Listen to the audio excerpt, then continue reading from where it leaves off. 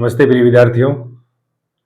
हिंदी सागर classes में मैं मुकेश शर्मा आपका बहुत बहुत स्वागत करता हूं, अभिनंदन करता हूं।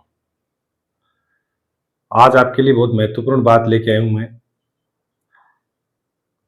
विद्यार्थी पूछ रहे हैं कि सर नेगेटिव मार्क से कैसे बचे, कि कम से कम हमारी नेगेटिव मार्किंग हो, उसके ऊपर आज चर्चा करेंगे। और बहुत ही महत्वपूर्ण और अच्छा बिंदु है ये। और बात भी सही है कि नेगेटिव मार्क है, नेगेटिव मार्किंग ज्यादा होती है, उससे बचा कैसे जाए, क्या स्टेप अपनाएं, किस प्रकार कौन सा तरीका अपनाएं, उस पर हम चर्चा करेंगे। वीडियो आप अंत तक देखना। 20 मिनट में मैं पूरी बात रख देता हूं। 20 मिनट के अंदर अंदर आप समझ जाओगे और बहुत ध्यानपूर्वक आप सुने, क्योंकि मैं मेरे जीवन में जो जैसे मैंने अपनाया वो बात बता रहा हूं। और जब नहीं अपनाया था तो कैसे मैं वंचित रह जाता था, और जैसे मैंने अपनाया दूसरों के कहने पर, मेरे गुरुजनों के कहने पर या किसी के अग्रज के कहने पर, तो वो क्या हुआ, सही साबित हुआ, या वो जिसको हम कह सकते हैं उसे सफलता साबित हुई। उसी पर हम चर्चा करेंगे, क्योंकि किसी एक व्यक्ति का जैसे कोई जवाब जो होता है, प्रश्न होता है, तो वो भी महत्वपूर्ण होता है, क्योंकि उसके जीवन के लिए वो भी अपनी जगह महत्वपूर्ण है। वो तो जितने भी बच्चे हैं, ये बहुत सारे बच्चों की ये डिमांड रहती है कि सर आप उस पर वीडियो बनाएं कि नेगेटिव मार्किंग कैसे बचे और किस प्रकार से हम प्रश्नों को सॉल्व करें या प्रश्नों को हल कैसे करें, वो आप बताएं। तो उस पर हम चर्चा करेंगे आगे, स्टेप बाय स्टेप आप ध्यान से सुनना। जिस दिन आप मान लो पेपर, आप पहली बात मैं बता देता हूं आपको कि जैसे आप पेपर देने के लिए जाओ, आपके सामने लिखा हुआ देखो कि नेगेटिव मार्क्स से कैसे बचे, नेगेटिव नंबरों से कैसे बचे, नकारात्मक नंबर कम हो, यानी माइनस मार्किंग कम से कम हो, उससे कैसे बचे। तो पहला काम तो आपको यह है कि जब आपका मान लीजिए पेपर है 26 तारीख को, तो आप 25 तारीख से ही 18 या 24 घंटे, ज्यादा से ज्यादा 24 घंटे नहीं 18 घंटे पहले आप अपनी तैयारी छोड़ दें। उसमें आप बिल्कुल रुचि न रखिए, बस पीछे का आप थोड़ा थोड़ा थोड़ा थोड़ा रिवाइज करते रहे, दिमाग में घुमाते रहे, उस समय आप तैयारी न करें। 15 18 ज्यादा से ज्यादा 24 घंटे आप पढ़ाई छोड़ सकते हैं, क्योंकि कई बार क्या होता है कि हम पढ़ते आ रहे हैं, पढ़ते पढ़ते दिमाग हमारा व्यस्त रहता है, और पढ़ते पढ़ते हम पेपर दे देते हैं 1 घंटे पहले, 2 घंटे पहले, पढ़ते पढ़ते 4 घंटे पहले। तो वो दिमाग तो हमारा व्यस्त रहता है। फिर हम जैसे ही परीक्षा हॉल में जाते हैं तो हमारा दिमाग व्यस्त व्यस्त होते होते जैसे ही प्रश्न जो पढ़ते हैं, या तो प्रश्न गलत पढ़ा जाता है, या रोल नंबर गलत भरे जाते हैं, या फिर क्या होता है प्रश्न को सही पढ़ लेते हैं तो विकल्प गलत पढ़ा जाता है, विकल्प सही पढ़ लेते हैं तो मार्कशीट में गलत भरा जाता है, हड़बड़ाहट में हम आ जाते हैं। तो ये जो मैं आपको स्टेप बताता हूं ये अपनाना आप, ये जो आप तरीका अपनाएंगे कि किस किस प्रकार से कौन कौन सा हम तरीका अपनाएं जिससे हम नेगेटिव मार्क से बच सकते हैं। तो आप क्या करें, 24 घंटे ज्यादा से ज्यादा, या आप 18 या 15 घंटे पहले आप परीक्षा समय से पहले आप अपनी पढ़ाई छोड़ दें। पढ़ाई न करें, किसी प्रकार का कोई ध्यान न रखें। जैसे मैं भी पहले क्या करता था, परीक्षा के 2 घंटे या परीक्षा है उससे 1 घंटे पहले किताब रखता था, कोई करण जी की पढ़ता, लेकिन जैसे ही पेपर देने जाता वो सब बात भूल जाता और शून्य हो जाता। ये सबके साथ ही होता है ऐसा, कि अगर लगातार हम परीक्षा तक पढ़ेंगे, परीक्षा समय के 1 घंटे 1.5 घंटे तक, तो कुछ नहीं होगा। आप पहले खूब तैयारी करिए, खूब मेहनत करिए, खूब समय दीजिए, लेकिन परीक्षा से आप 24 घंटे ज्यादा से ज्यादा 18 घंटे पहले पढ़ाई छोड़ दे। पहला काम तो ये अपनाना कि सर हमें हमें किताब रख देनी है, बस कि किताब से सामान रख दी। अब हम क्या करेंगे, दिमाग को फ्रेश रखेंगे, दिमाग को तरोताजा रखेंगे। जैसे आप दिमाग को तरोताजा रखेंगे, फ्रेश रखेंगे, अच्छी भरपूर नींद लेंगे रात को, तब आप दूसरे दिन पेपर आराम से कर पाओगे। 24 घंटे पहले पढ़ाई छोड़ने का एक ये भी फायदा होता है कि जैसे मान लो पेपर है, उससे पहले पढ़ाई 24 घंटे पहले छोड़ दी, तो आप क्या रखें, अपना प्रवेश पत्र निकाल लें, प्रवेश पत्र पर फोटो चिपका लें, प्रवेश पत्र पर फोटो चिपकाने के साथ साथ अपने आधार कार्ड मूल ले लें, उसकी एक कॉपी साथ में ले लें, पारदर्शी पेन ले लें, और कोड जो ड्रेस कोड है उसका भी आप ध्यान कर लें। एक बार आप देख लें कि मुझे किस किस की जो है वो क्या क्या गाइडलाइन उसमें दे रखा है, उस गाइडलाइन का आप पालन करते हुए पहले से प्रिपेयर हो जाए, ताकि आप हड़बड़ाहट में परीक्षा के दिन नहीं आओगे। पेन ले लिया, 2 या 3 पारदर्शी पेन ले लिया आपने, ओमार जो आपने प्रवेश पत्र ले लिया, प्रवेश पत्र फोटो चिपका ली, एक एक्स्ट्रा फोटो साथ में ले लीजिए, एक जो आधार कार्ड है मूल वो ले लीजिए, आधार कार्ड की एक प्रतिलिपि साथ ले लीजिए। ये आपको साथ में रखना है। इसके अलावा और कोई सामग्री नहीं होनी चाहिए। फिर आपकी रहती है बात ड्रेस कोड की, तो ड्रेस कोड का भी आप अगर उसमें दे रखा है प्रवेश पत्र में, तो उसका आप पालन कीजिए, क्योंकि ड्रेस कोड का पालन नहीं करेंगे, वहां जाके आपको कहेंगे ऐसी ड्रेस पहन ली, यहाँ बाएं से कटेगी, ये खोल के आइए, ये उतार के आइए, ये निकाल लीजिए, तो फिर क्या है, हम उसमें चिंता में आ जाते हैं, हड़बड़ा जाते हैं कि कहीं लेट न हो जाए, क्या पता पेपर शुरू हो जाएगा। इसलिए आप पहले से प्रिपेयर रहे, तैयार रहे, वो तैयारी पहले से कर लें। उस दिन आप ये करें, जैसे ही कर लिया, फिर आप दूसरे दिन पेपर देने के लिए आप जा रहे हो, तो आप प्रयास ये करें कि पेपर के दिन, जो जिस दिन पेपर है उसके पहले दिन ही रात्रिकालीन वहां पहुंच जाए।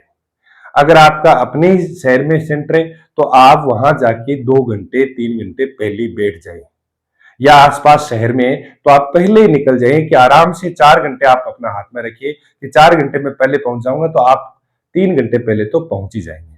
मेरा ये मानना है कि आप पहले दिन चले जाए तो ज्यादा बेहतर रहता है। हम रिलैक्स महसूस करते हैं कि कोई दिक्कत नहीं, हम पहले पहुंच गए, सेंटर ये देख लिया, पहले सेंटर के बिना आराम से सेंटर आप आराम से देखे, क्योंकि पीछे हमारे यहाँ हुआ था कि सेंटर तो था रतन नगर और पहुंच गए वो कहां पर, बीकानेर, क्योंकि वो बीकानेर और यहाँ एक जैसी स्कूल थी।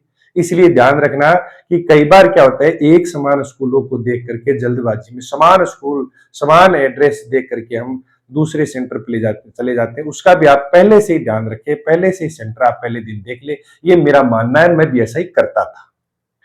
फिर जैसे सेंटर पर चले गए, पेपर दे रहे हैं, पेपर देने के लिए जो जिस कक्ष में चले गए, कक्ष में जाने के बाद जो प्रक्रिया होती है, जो भी आपके साथ जो जो होता है, क्या जिसको हम कह सकते हैं कि कैंडिडेट वेरिफिकेशन होता है, कैंडिडेट वेरिफिकेशन आप आराम से करवाइए, रिलैक्स होके करवाइए कि कैंडिडेट वेरिफिकेशन होगा, फिर अपनी सीट पर जाके देख लें कि ये मेरी सीट है क्या। आप रिलैक्स हो उस समय, अपनी सीट पर जाके बैठ गए, फिर आपको पेपर हल करने के लिए जैसी पेपर और ओमार सीट दी जाती है, कैंडिडेट वेरिफिकेशन हो गया, ड्रेस कोड हमारा सही है, हमारे पास प्रवेश पत्र है, हमारे पास जो क्या है आधार कार्ड की कॉपी है, आधार कार्ड मूल है, फोटो है हमारे पास, 3 पारदर्शी 2 या पेन है, वो रखे हमारे पास सही, हम एकदम रिलैक्स है कि हमारे पास सब कुछ सुविधा है जो जो चाहिए नियमानुसार।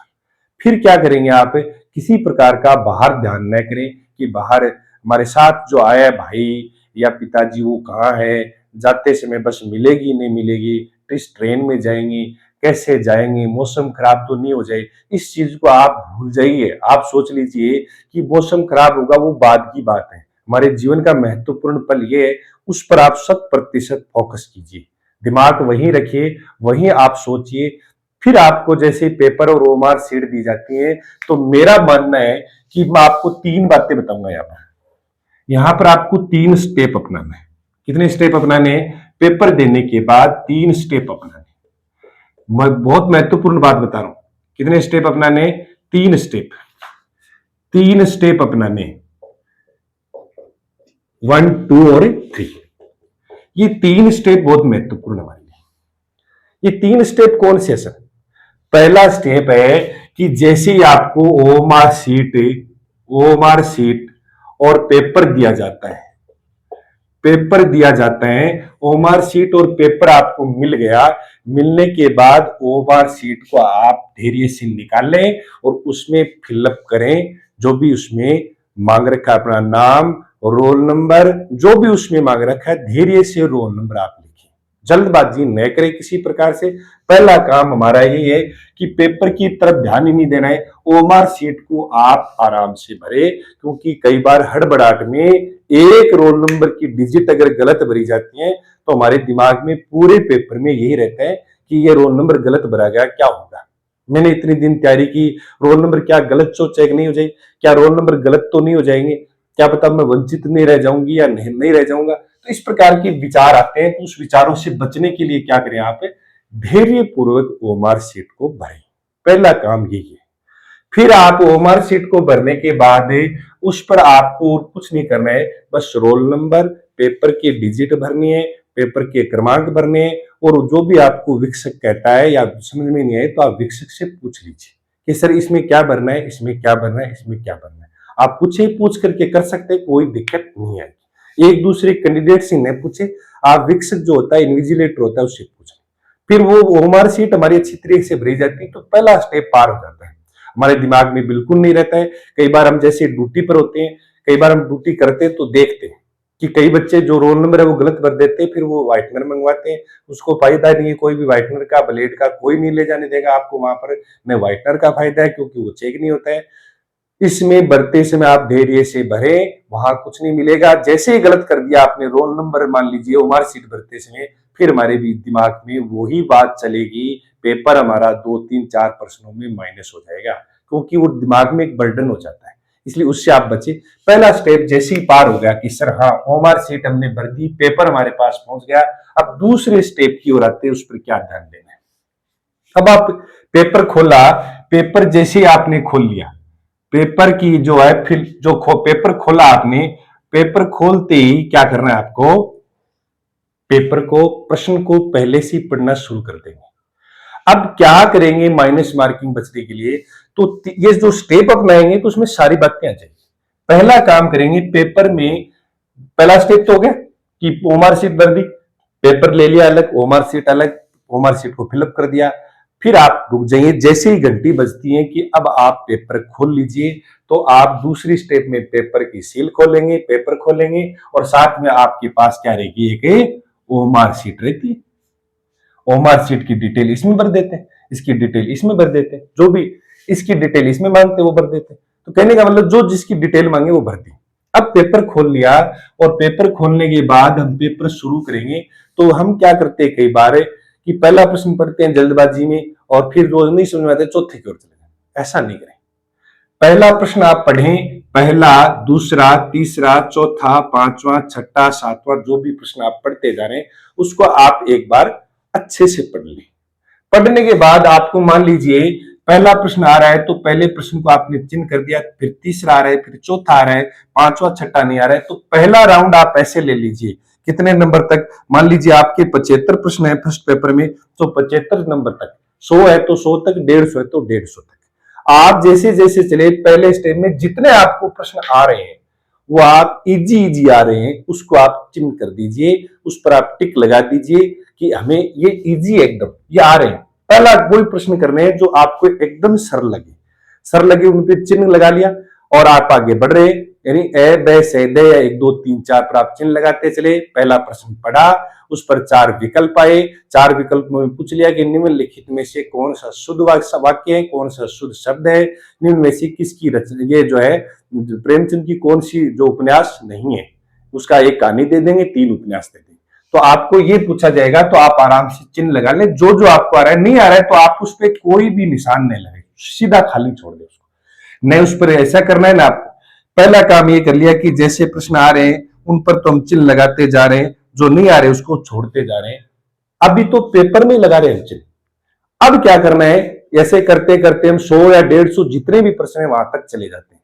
मान लीजिए 100 प्रश्नों में हमने जैसे चिन्ह लगाए तो आपने 50 प्रश्न पर लगा दिए मान लीजिए पहले राउंड में, ध्यान रखना। तो हमें उस समय पता चल जाता है कि पेपर का स्तर क्या है, उस समय पता चल जाता है पहले राउंड में कि पेपर का स्तर क्या आया है। जैसे ही उस समय पता नहीं चले तो फिर देखो आगे पता चलेगा। ये करने के बाद फिर क्या करें, ये मेरा अनुभव बता रहा हूं, चाहे मैं सेकंड ग्रेड में मैंने क्या अपनाया, चाहे केवी में मैंने अपनाया, चाहे फर्स्ट ग्रेड में मैंने अपनाया, मैं मेरा अनुभव बता रहा हूं, और ये सटीक जाता है एकदम 100%। पहले मैं नहीं बनाता था तो मुझे भी समस्या आती थी। फिर क्या करना है, ओमार सीट उठानी है, और जिस जिस पर चिन्ह लगाया, जो जो प्रश्न हमें आ रहे थे उस पर चिन्ह लगा दिया, उनको आप क्या करें, फिलअप करें। लेकिन फिलअप करने से पहले आप एक बार पुनः पढ़ लें, विकल्पों को एक बार पुनः पढ़ते हुए फिलअप करें। कि हम जब है ओमार सीट के गोले वो फिलअप कर रहे हैं तो आप एक बार पुनः विकल्प को देख ले। कई बार ऐसा भी होता है कि 50 प्रश्न हमने कर लिए तो 50 में से 2 प्रश्न ऐसे आते हैं जो चिन्ह गलत लग जाता है या प्रश्न गलत पढ़ा जाता है, ऐसा भी होता है। तो आप एक बार पुनः चेक करें, इनका मतलब है एक प्रश्न 2 बार चेक हो गया जो हमें आ रहा था, और ओमार सीट में आप उसको फिल कर दें। फिर हमारे अंदर क्या रहेगा कि हमने इतने समय में 50 प्रश्न को तो हल करके ओमार सीट में फिलअप कर दिए हैं। अब बचे हैं 50 प्रश्न और, या मान लीजिए आप सब्जेक्ट का दे रहे तो 100 प्रश्न और बचे, या आप मान लीजिए जीके का दे रहे तो आप सोच रहे हो कि 25 प्रश्न और बचे। मैं जीके की चर्चा कर रहा हूं, 25 प्रश्न और बच रहे, या मान लीजिए आप सब्जेक्ट का दे रहे हैं तो मान लीजिए 150 में से आपको 80 प्रश्न आपको इजी आ गए, 80 प्रश्न कर लिए ओमार सीट में भर दिए। सब्जेक्ट सब्जेक्ट की चर्चा कर लेता हूँ। 80 प्रश्न आ रहे हैं तो इजी इजी आ रहे हैं, वो आराम से पढ़ लिए। अब आपको लग रहा है कि 70 प्रश्न और रहेंगे, फिर आप क्या करेंगे? ऐसा होता नहीं है, जब कठिन पेपर होता है तो आपको 80 प्रश्न आते हैं, जब थोड़ा सरल होता है पेपर, सरल पेपर होता है, एकदम ही सरल होता है, तो आप आराम से पहले राउंड में 100 प्लस कर जाओगे। अगर थोड़ा सा कठिन होता है, थोड़ा सा, तो आप 80 90 के पास जाओगे, 90 95 के पास, या मान लीजिए 100 के पास। अगर एकदम ही कठिन आ रहा है तो आप 70 80 के पास चले जाओगे, लग जाएगा पेपर इस बार कठिन आया है, इजी आएगा। तो मैंने तो फर्स्ट सेकंड ग्रेड के अंदर मुझे लगा कि मुझे 120 प्रश्न आराम से आ रहे हैं, 120 प्रश्न की ओर मैं आराम से चला गया था 2016 वाली भर्ती में। लेकिन कई बार ऐसा आता है पेपर थोड़ा कठिन आता है, तो आप 100 पर रुक रहे हैं, तो चिंता न करें कि 150 प्रश्न और रह गए। इसका मतलब है कि पेपर थोड़ा कठिन आया है, स्तर का पता आपको चल जाएगा। फिर आप कई बार हमारे दिमाग में था कि पेपर हमें नहीं आ रहा है, ऐसा नहीं है। पेपर आपकी तैयारी थी, आपने 100 प्रश्न कर लिए, इसका मतलब 50 आपको नहीं आ रहे, तो पेपर का स्तर तो अच्छा है, आपको पता चल जाएगा उसी समय। फिर आप ओमार शीट को क्या कर दें? फिलअप कर दें, जितने आपने प्रश्न किए सर कर दिए। उसके बाद आप क्या करें? जैसे ही फिलअप कर दिए ओमार शीट, जितने प्रश्न हमने कर लिए उसमें भर दिए गोले। अब आगे चलिए तीसरा स्टेप। तीसरे स्टेप में आप क्या करेंगे? जो प्रश्न आपको नहीं आ रहे थे, या आपने ज्यादा ध्यान नहीं लगाया, दिमाग नहीं लगाया, आपने उस पर गहन चिंतन नहीं किया है, सीधे सीधे आ रहे थे वो आपने कर दिए, फिर आप उसको दूसरे राउंड में प्रश्नों पर चिंतन करें। छूटे हुए प्रश्नों पर क्या करें? प्रश्नों पर चिंतन करें कि जो प्रश्न छूट गए, मुझे आ रहे थे, मैं विकल्प ध्यान से और गौर से पढ़ता तो मैं कर सकता था या कर सकती थी, तो आप उस पर क्या करें? चिंतन करें। मान लीजिए इसमें आपने, मान लो मैं उदाहरण से बताऊं कि आपने 90 प्रश्न कर दिए, प्रश्न बच गए कितने? अभी 60 प्रश्न बच गए, तो 60 प्रश्नों को क्या करना है? आपको चिंतन करते हुए पढ़ना है। तो आप, अगर पेपर हार्ड है, 60 प्रश्न बच गए, इसका मतलब पेपर हार्ड है, पेपर कठिन आया है इस बार, ऐसा मतलब अब मान लीजिए आप कि 90 प्रश्न कर देते हो और 60 प्रश्न बच जाते हैं, तो समझ लेना पेपर का स्तर अच्छा है। तो फिर क्या करें आप? फिर लालच नहीं करें। फिर कई बार हमारे लालच हो जाता है कि पिछली परीक्षा में मैंने 120 प्रश्न इजी कर दिए थे, इस बार मुझे 90 आ रहे हैं, इसका मतलब मेरी तैयारी कम है, तो 60 प्रश्न तो बहुत बच गए, रिस्क ले लेते हैं। इसमें रिस्क नहीं लेना है, इसका मतलब है पेपर में कट ऑफ कम जाएगी, पेपर का स्तर अच्छा है, आपकी तैयारी भी अच्छी है, इसमें कोई दोहराई नहीं है। अब आप क्या करेंगे? 60 प्रश्न बचने के बाद 60 प्रश्नों को आप कैसे करेंगे? बहुत चिंतन करते हुए करेंगे। तो मेरा मानना है कि आप 20% या 15%, इसको मैं ऐसे समझू कि 15 से 20% जीवीएम कर देंगे, 15 से 20% और आप कर दोगे अगर आप चिंतन करते हुए चलेंगे। समय आपके पास पड़ा ही है, तो 15 से 20% जैसे और हुए, आपको लगा कि मुझे दो दो विकल्प में आराम से चिंतन करें, मुझे आ रहे हैं, अभी दो दो विकल्प नहीं है, चिंतन करने पर आपको पता चल गया कि ये ऐसा हो रहा है। फिर 20% और कर दिए, तो 20 से 90 कितने हो? 110% हो। आप इजी वे भरते 10 प्रश्नों पर चिन्ह लगा दीजिए। आप जो जो आपको आ रहे हैं, जो जिस नंबर के आ रहे हैं, जो छूट गए वो आपको अभी आ रहे हैं, तो उस पर चिन्ह लगा दीजिए पेपर में। फिर आप क्या करेंगे? पुनः ओमार शीट बैठाइए, जो उठाइए, और ओमार शीट उठाने के बाद क्या करेंगे? आप 15 से 20% जो किए उसको फिलअप करिए, वो भी वैसे ही अपनाए, पढ़ते हुए फिलअप करिए, सीधा ही नहीं। कई बार हम सीधा ही फिलअप कर देते हैं, पढ़ते हुए और क्रम मिलाते हुए प्रश्नों का आप उसमें फिलअप करिए। ये आपकी सबसे बड़ी जीत होगी इसमें, ये सबसे बड़ी जीत होती है। कई बार हमें प्रश्न आते हुए भी, अच्छी तैयारी होते हुए भी यहां जल्दबाजी कर देते हैं, या तो नंबरों में आगे पीछे हो जाता है, या प्रश्नों को पढ़ते हुए गलत कर देते हैं। ये जैसे मान लीजिए आपने 90 20 मान लो 110 प्रश्न आपने यहां तक कर दिए टोटल।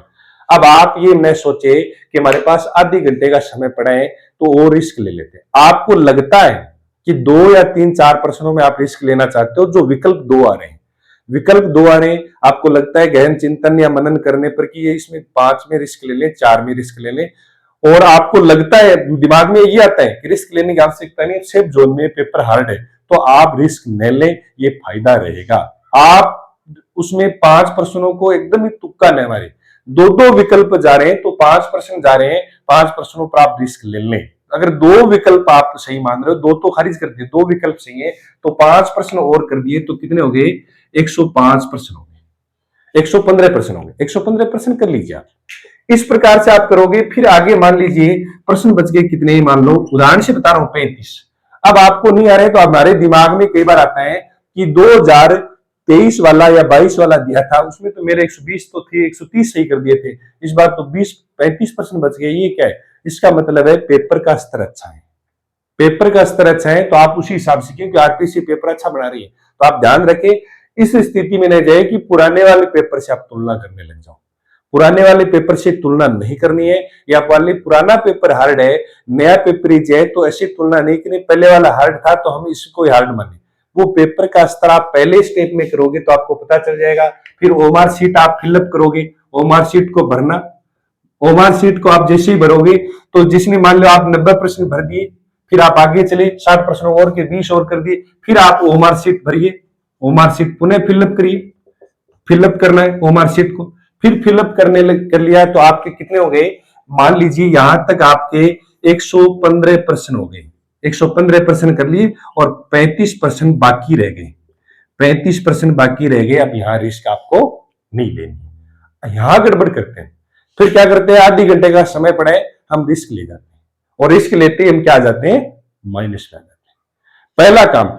दूसरा देखो, कई बार सरल प्रश्न पढ़ते समय, यहां से हम सरल प्रश्न पढ़ते आ रहे हैं, यहां भी सरल प्रश्न पढ़ते आ रहे हैं, अगर आपने सरल प्रश्न आप अगर गलत कर रहे हो तो आप माइनस में आओगे, औरों से ज्यादा पिछड़ जाओगे। इसलिए सरल प्रश्न को गलत नहीं हो, इसके लिए आपको 24 घंटे पहले पढ़ाई छोड़कर दिमाग को फ्रेश रखना है। दूसरा, आप पढ़ते समय ध्यानपूर्वक तभी पढ़ पाओगे जब आपका दिमाग फ्रेश है, नहीं तो ऐसा लगेगा थोड़ी देर पहले पढ़े वो भूलने जाए। दिमाग फ्रेश है तो आप आराम से पहली स्टेप पार कर दी, दूसरी स्टेप पार कर दी, तीसरी स्टेप में आप बिल्कुल रिस्क न ले, ये मेरा मानना है। मैं आपको उदाहरण से एक बताता हूं। जैसे मान लीजिए फर्स्ट ग्रेड का पेपर हुआ था, उसमें 75 प्रश्न आए और मैंने मैथ बिल्कुल नहीं पढ़ी थी, छोड़ दी थी, तो मैंने पहले राउंड में मैंने मान लीजिए 47 प्रश्न कर दिए थे। पहले राउंड में मैंने 47 प्रश्न कर दिए, और 47 प्रश्न वो कर दिए जो एकदम इजी थे। फिर मैंने क्या किया, फिर दूसरे राउंड चला, दूसरे राउंड में मैंने मान लीजिए 12 प्रश्न और कर दिए, और 12 प्रश्न और कर दिए, तो टोटल मैंने इतने प्रश्न किए थे, 69 प्रश्न, 69 प्रश्न किए। फिर मेरे पास 20 मिनट का, मान लीजिए 15 मिनट का समय और था। मैं ऐसे बैठ गया तो शिक्षक ने कहा कि भाई 15 मिनट पड़ी, अभी आप काम करो। फिर मैंने कहा सर मुझे इतने ही आते हैं। फिर मैंने सोचा भी था, फिर मैंने सोचा कि क्यों न मैथ वाला प्रश्न करें। मैं आपको पुनः कह देता हूं कि मैंने सोच लिया ये कि मैथ वाले प्रश्न तो देख ही लेते, क्या पता इजी है। एक प्रश्न मैंने देखा, क्योंकि मैथ मेरे लिए जीरो थी। जैसे ही मैंने एक प्रश्न देखा, एक प्रश्न किया, उस समय में वो एक प्रश्न क्या चला गया, माइनस चला गया। जैसे ही मैंने एक प्रश्न को सोचा, एक समय पड़ा है, एक प्रश्न किया, माइनस चला गया। मैंने सोचा ये तो बहुत बड़ी गलती थी, यह हो सकता है एक ही प्रश्न किया। जय मान लो उसमें अगर हमें 3 या 4 प्रश्न कर लेता, मैं मान लो, तो माइनस में बहुत जाता। इसलिए अगर आपके पास समय पड़ा है तो उसमें आप लालच न करें, उसमें आप ये न सोचे कि समय पड़ा है तो उसमें से 5 प्रश्न और कर लेते हैं, क्या पता प्रश्न तो बहुत सारे रहेगी, 35 प्रश्न रह गए तो 4 और कर लेते हैं। ऐसा नहीं अपनाना है। इजी आएगा तो और संख्या बढ़ सकती है, अगर कठिन आएगा तो संख्या ही रह सकती है। तो आप सोच ले कि पेपर का स्तर बहुत अच्छा था। वैसे भी आप विकल्प पढ़ोगे, प्रश्न पढ़ोगे तो पता चल जाता है तैयारी करने वाले अभ्यर्थियों को। अगर आप तैयारी करने वाले अभ्यर्थी, हम अगर तैयारी कम कर रहे हैं तो हमें पता नहीं चलेगा, हमें ऐसा लगेगा कि पेपर के जैसा आता है वैसा ही आया। जो अच्छी तैयारी कर रहा है, अच्छी मेहनत कर रहा है, जोश के साथ कर रहे हैं, खूब तपस्या कर रहे हैं, तपस्या में खूब लीन है पढ़ाई में, तो आप वो बता पाएगा कि इसमें प्रश्न है वो बहुत अच्छे हैं, स्तर बहुत अच्छा है। ये स्टेप आप अगर आपने अपना लिया और ज्यादा अगर लालच नहीं किया और आपने ये सोच लिया कि पेपर में प्रश्न कम किए, तो आप फिर माइनस में जाओगे। यहां आके आपको धैर्य, इसी को कहते हैं कि धैर्य रखना, पेशेंस रखना। प्रश्नों को हल करते समय पेशेंस जरूर रखें। कई बार प्रश्न आता है बच्चों का कि सर पिछली बार मैंने 135 सही किए थे, इस बार कितने करने। पिछली बार वाले पेपर की तुलना इस बार वाले पेपर से न करें तो अच्छा रहेगा। तुलना न करें, क्योंकि जो जैसा पेपर आया था उसके आधार पर हमने कर लिया। अब पेपर इस बार अलग है, पिछली बार अलग था। कई बार हम सोचते हैं पिछली बार मैं 2 नंबर से रहा था, इसली बार मैं रह ना जाऊं, थोड़ा और 2-4 प्रश्न और कर लूं, फिर और माइनस में चले जाते हैं। पिछली बार 2 नंबर से रहा था, इसली बार 10 नंबर से रह जाएंगे। इसलिए पिछली बार से कोई भी पेपर की और अपने जो नंबरों से रह गए उससे आप तुलना न करें। ये स्टेप आप अपना लें कि पहला हमें जल्दी निकलना है घर से, समय से पूर्व पहुंचना है। और जो आपके जो प्रवेश पत्र है, वो आपका आधार कार्ड मूल है, उसकी कॉपी है, फोटो है, पारदर्शी पेन है, ड्रेस कोड है, इसका ध्यान रखते हुए पहले दिन निकल जाए, आराम से पहुंचे। फिर पहुंचने के बाद सेंटर को चिन्हित करिए कि कौन सा सेंटर है हमारा। सेंटर को चिन्हित कर लिया कि ये सेंटर है, आप देख लिया सेंटर, फिर आप आराम से चले जाइए, फिर रूम पर रेस्ट कीजिए। फिर पेपर के समय आप 3 घंटे पहले ही पहुंच जाए। आप 2 घंटे तो पहले तो प्रवेश देते हैं, 3 घंटे पहले ही पहुंच जाए। आप जैसे वहां जाके बैठ जाए, कोई आपको पढ़ना नहीं उस समय, किसी से प्रश्न नहीं करना है, कोई बस में जाता है उससे कोई प्रश्न नहीं करना है, नहीं कोई उत्तर देना है उसका। आप रिलैक्स रहिए, बस अपने में मग्न रहिए, दिमाग को फ्रेश कीजिए। कई बार हम दूसरे के प्रश्नों का उत्तर देने लग जाते हैं या दूसरे पूछते हैं तो उसमें ध्यान लगा देते हैं, फिर हमें लगता है कि हमें तो ये प्रश्न आते ही नहीं है, ये इनको आ रहे हैं, हमें आते नहीं, इसका मतलब ये आएगा परीक्षा में। ऐसा नहीं है, आप जो पढ़ के आए वो आएगा, और वो जो पढ़ के आए वो आएगा तो आपके कोई काम का नहीं है। कहने का मतलब है कि वहां दिमाग लगाना वो गलत है। वो फिर आप अगर वहां दिमाग लगा लिया तो आप फिर धीरे धीरे डिमोरलाइज हो जाएंगे। किसी के कोई प्रश्न जरूरी थोड़ी वार्ता से कि जो पेपर सेटर थोड़ी है कि वही प्रश्न आएंगे, आप पढ़ के आए वही आएगा, बस इतना दिमाग रखें कि हम जो पढ़ के आए वही आएगा, वही हम करेंगे। और आप आराम से जाइए वहां पर, जिस परीक्षा सेंटर जिस शहर में आप रुकिए, परीक्षा सेंटर को चिन्ह कर लीजिए। फिर आप 3 घंटे पहले चले जाइए। चले जाने के बाद आप अपने कैंडिडेट वेरिफिकेशन करवाइए। उमर फिर आप जैसे कमरे में जाएंगे परीक्षा कक्ष में, शिक्षकों से आप करके आप पूछोगे, आप अपनी सीट पर बैठ जाइए। सही सीट पर अगर बैठ गए, नहीं बैठे तो आपको उठाएगा, दूसरी सीट पर जाएंगे वो आप घबरा जाओ। तो सही सीट पर बैठना, फिर होमवर्क को सही तरीके से फिलअप करना, पेपर खोलते समय पहले राउंड में जितने प्रश्न आ रहे हैं उनको हल करते हुए, फिर होमवर्क सीट में भरते हुए, फिर पुनः पढ़ते हुए भरें, उसको भरेंगे तो पुनः पढ़ते हुए भरेंगे।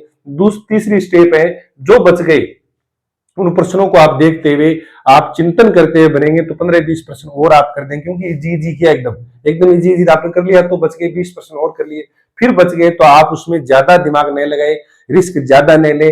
आपको अगर 5 प्रश्नों में रिस्क लग रही है तो यहां ले लिया, 5 प्रश्नों में आप रिस्क ले ली, 6 प्रश्नों में आपने यहाँ रिस्क ले ली, फिर आपको कोई रिस्क नहीं लेनी है। कई बार हम बहुत ज्यादा रिस्क ले जाते हैं, उसमें भी मामला गड़बड़ होता है। 5 प्रश्नों में रिस्क कहां लिए हमने, यहाँ तो क्या हो गए 110 हो गए, 5 में यहाँ लिए हमने, 5 प्रश्नों में कहा लिए, यहाँ लिए, तो कुल मिला के कितने हो गए 115 हो गए।